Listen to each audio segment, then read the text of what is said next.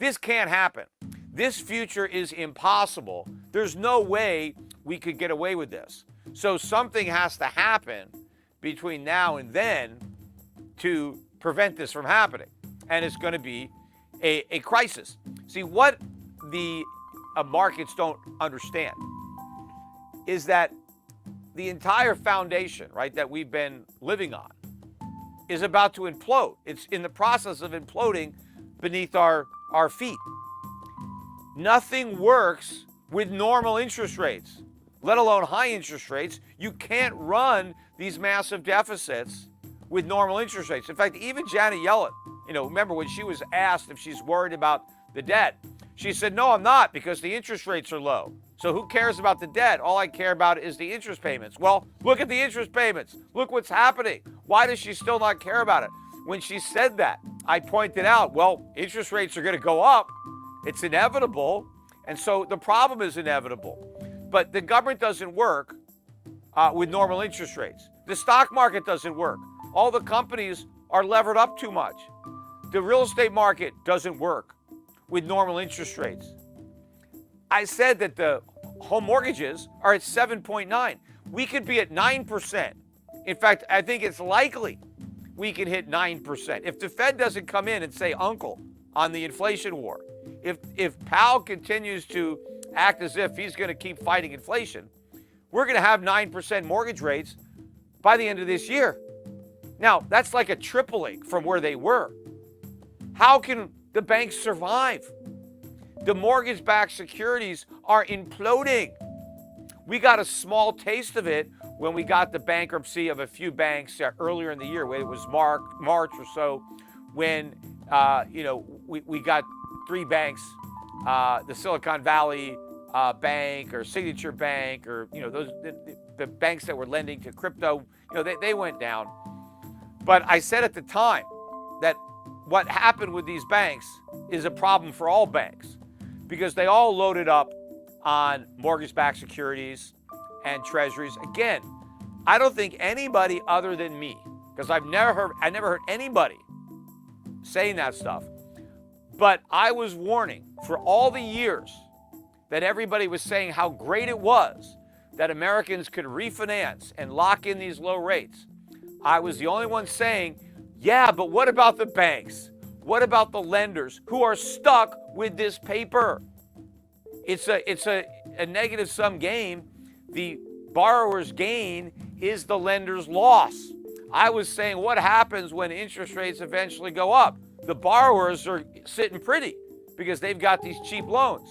The lenders are broke because they've got all these underwater assets.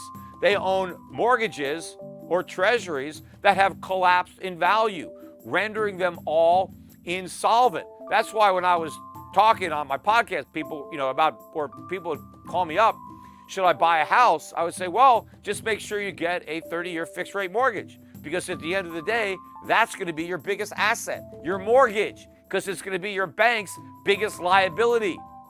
So all these banks are insolvent. We're about to see another wave of collapses. Now, of course, the banks will be able to, postpone the collapse by going to the Fed and giving them all their underwater mortgage-backed securities at par, right? So the Fed's going to have to explode its balance sheet again. We're going to have to see a major reversal in quantitative tightening again, quantitative easing, to prevent all of these banks from failing. But again, when the banks take this bad collateral to the Fed and get par for it, even though it may only be worth 50 or 60 cents on the dollar, this is only short term.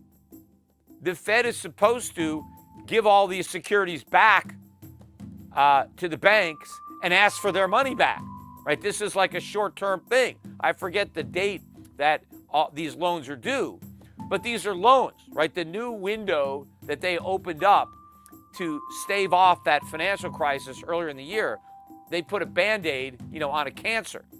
They said, look, we'll loan you par, even though your securities are worth a fraction of par, but we'll loan you the money for a year. Well, are the banks going to be able to repay these loans? Of course not. They don't want that collateral back. They'd immediately be insolvent. The reason they're not insolvent is because they dumped all that bad debt on the Fed. But the Fed is pretending it's going to give it back to these insolvent banks. But if it gives it back to the banks, they'll be insolvent. And so it can't. But when the Fed has to admit this, again, that's letting the cat out of the bag. But if it continues this, then the balance sheet is going to have to explode. But then in order to prevent all the banks that took advantage of this from failing, Powell is going to have to extend the maturity of these loans. Again, he's going to be extending them indefinitely because the banks cannot repay the loans without failing. And of course, if the banks fail, well, there's a financial crisis, and who's going to bail them out? You see, if Powell is going to continue to fight inflation, nobody can get a bailout. The minute there's a bailout, you stop the inflation fight, because inflation is how the Fed bails everybody out. They bail out banks or they bail out the economy by creating inflation. The government is going to have to level with the people and tell them, you know what, the party's over. We got to either massively raise your taxes or we got to slash spending. We can't keep spending all this money that we don't have. We can't keep giving people Social Security checks because they just take that money and spend it.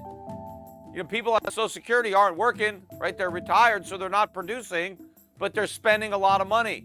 They're driving up prices.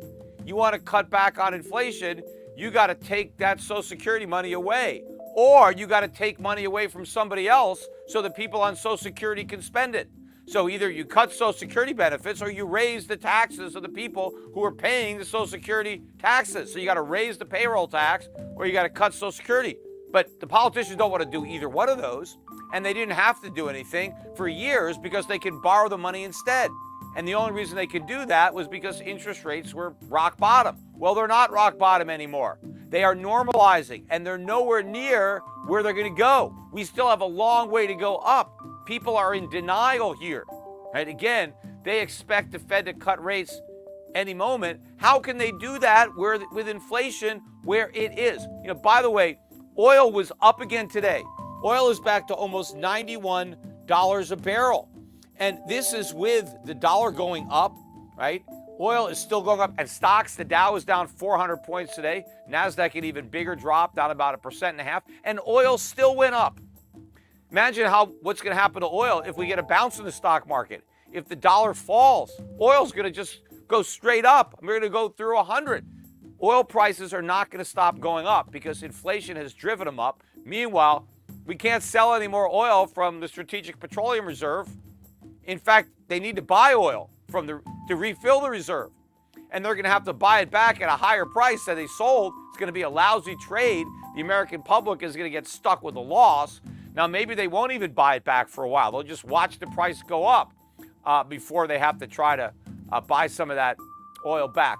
But you can't cut rates. The markets don't get this. Yes, the Fed slashed rates to zero in 2009. In fact, it slashed them to 1% in 2001 after the financial crisis.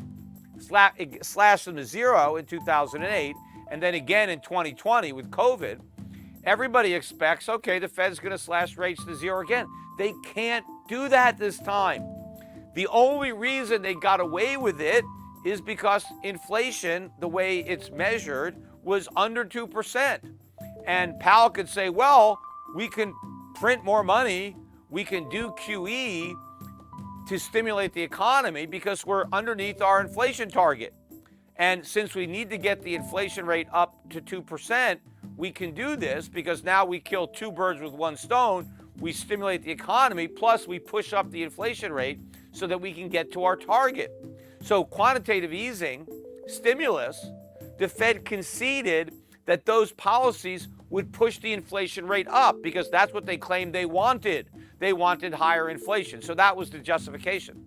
But if we have a crisis now, if the markets crash and if banks start failing, but the inflation doesn't come down, how do you justify cutting rates? You can't, because inflation is too high. You can't say, well, inflation is 4 or 5%, but we're going to create even more of it to try to prop things up. That will just crash the dollar, send prices ballistic.